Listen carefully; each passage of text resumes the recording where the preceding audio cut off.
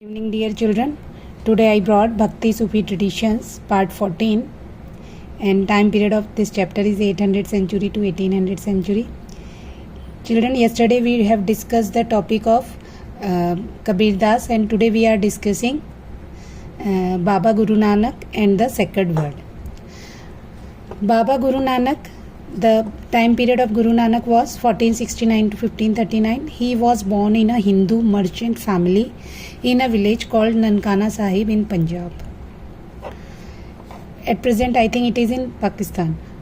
बाबा जो गुरु नानक देव थे, उनका जो बर्थ हुआ था 1469 से 1539 के बीच में, और वो हिंदू मर्चेंट फैमिली में बर्थ हुआ था उनका. और कहाँ पर बर्थ हुआ था? ननकाना साहिब में, पंजाब में.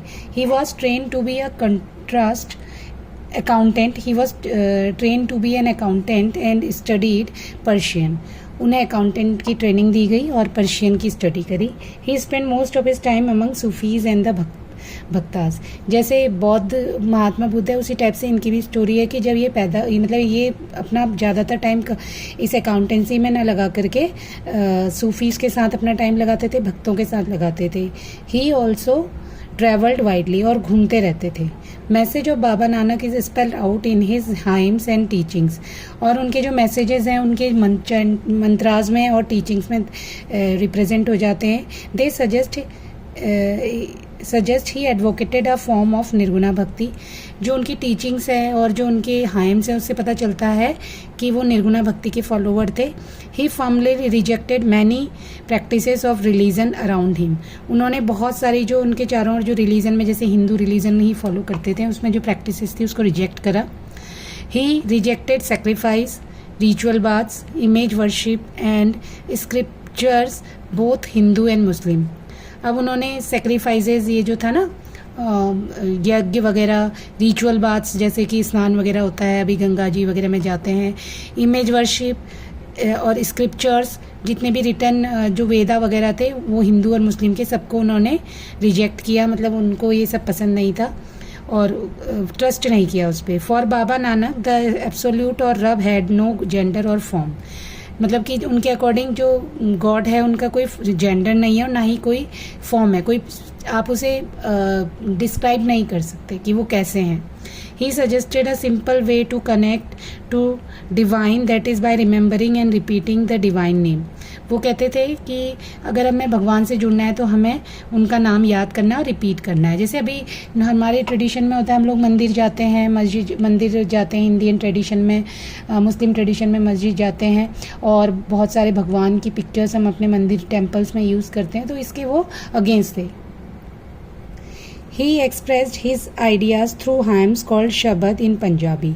उन्होंने जो अपने आइडिया थे वो हाइम्स, जिन मंत्रों में पंजाबी में उन्होंने सिंग करा है, चैंट किया, उसे शब्द बोला गया. ही Seng them in various ragas. वो उन्हें अलग अलग रागाज में गाते थे, अलग अलग फॉर्म्स ऑफ म्यूज़िक में गाते थे. He organised his followers into a community and set up rules for congregational worship sangat involving collecting recitation. अब उन्होंने अपने जितने भी फॉलोअर्स थे उनकी एक कम्युनिटी बनाई और उसके लिए रूल्स बनाए, मंडली मतलब कि ग्रुपिज्म के लिए रूल बनाए, और बोला कि एक साथ मिलकर पूजा की जाए, जिसे और इन्वॉल्विंग कलेक्टिव रेसिटेशन, एक साथ मिलकर के रेसाइट किया जाए, गाया जाए. जैसे कि अभी भी आप लोग गुरुद्वारे वगैरह में देख सकते हैं, वहाँ पर कीर्तन चलता रहता है, सब लोग मिलकर ग्रुप में गुरुवाणी गाते हैं. He appointed his disciple Angad to succeed him as guru. उन्होंने अपने लाइफ टाइम में ही अंगद को अपना फॉलोवर, मतलब कि अपना एग्जीक्यूटर अपॉइंट कर दिया था. It appears Baba Nanak did not wanted to establish a new religion. ऐसे लगता है उनके जितने भी थॉट्स हैं, उनके जो बुक्स हैं, जो भी हाइम्स हैं, उससे वो कोई अलग से रिलीजन नहीं इस्टेब्लिश करना चाहते थे और ना ही किया. After his death his followers consolidated their own practice. और लेकिन बाद में उनके फॉलोअर्स ने अपनी ही प्रैक्टिस को फॉलो किया. They distinguish themselves from Hindu and Muslim. उन्होंने हिंदू मुस्लिम से अपने आप को डिस्टिंग कर लिया, और फिर यही सिख धर्म, नया सिख धर्म उन्होंने स्टार्ट करा. आदि ग्रंथ साहिब.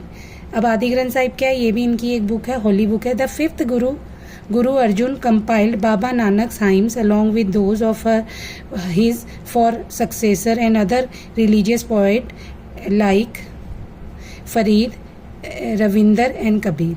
अब जो इनके 5th गुरु थे अर्जुन, उन्होंने बाबा नानक के जितने भी हाइम्स थे, अभी तक ये ओरल चलते थे, इनको इन्होंने कंपाइल किया। और दूसरे भी जो अदर जो रिलीजियस पोएट थे जैसे कि फरीद, रविदास और कबीर, उनकी जो रिलीजियस जो पोएम्स थी उनको भी उन्होंने कंपाइल किया इस आदि ग्रंथ साहिब में। This was called Adi Granth Sahib. These hymns were called Gurbani. और ये बुक क्या कहलाई गई? आदि ग्रंथ साहिब कहलाई गई। और जो ये हाइम्स होते थे इसे गुरुबानी बोलते थे। आई होप ये आपको समझ आ गया होगा। बहुत ही सिंपल टॉपिक है और बचपन से ही हम लोग इसे सुनते आ रहे हैं, देखते आ रहे हैं, पढ़ते आ रहे हैं कहीं ना कहीं किसी न किसी टॉपिक पे। हमने पढ़ा इसमें, एक तो हमने अंगद, जो सबसे पहले ये मोस्ट इम्पॉर्टेंट MCQ भी आता है कि गुरु नानक देव के फर्स्ट सक्सेसर कौन थे? अंगद। और अर्जुन देव कौन से? 5th गुरु कौन से हैं? अर्जुन। और ये भी क्वेश्चन आ सकता है कि आदि ग्रंथ साहिब किसने कंपाइल करा? तो गुरु अर्जुन ने। I hope you have understand the topic. In late 17th century, 10th Guru, Guru Gobind Singh included composition of 9th Guru Tegh Bahadur. अब 17th सेंचुरी में 10वें गुरु बन गए इनके, गुरु गोविंद सिंह। उन्होंने 9वें गुरु तेग बहादुर की कंपोजिशन को कंपाइल किया। This scripture was called Guru Granth Sahib. अब जो ये स्क्रिप्चर था जो गुरु गोविंद सिंह ने कंपाइल करा उसे कहा गया गुरु ग्रंथ साहिब, जो भी होली बुक है आपकी ये सिख कम्युनिटी की। Guru Gobind Singh also led foundation of Khalsa Panth army of pure. साथ में अब ये भी MCQ बनेगा, गुरु गोविंद सिंह ने, किसने खालसा पंथ का फाउंडेशन इस्टेब्लिश करा? तो गुरु गोविंद सिंह ने। और इसका मतलब क्या? Army of pure. He defined it's 5 symbols. और ये जो ये खालसा पंथ थे इसके 5 सिम्बल्स थे। अनकट हेयर नहीं कट होंगे, जैसे कि अभी आप देख सकते हैं 6 के। अ डैगर, एक नाइफ टाइप की चीज़ होती है। A pair of shorts, a comb, a steel bangle, हाथ में चांदी स्टील का कड़ा होगा, कॉम्ब होगी, पेयर ऑफ शॉर्ट्स होंगे, ठीक है। Under his command the community consolidated as a socio religious and military force.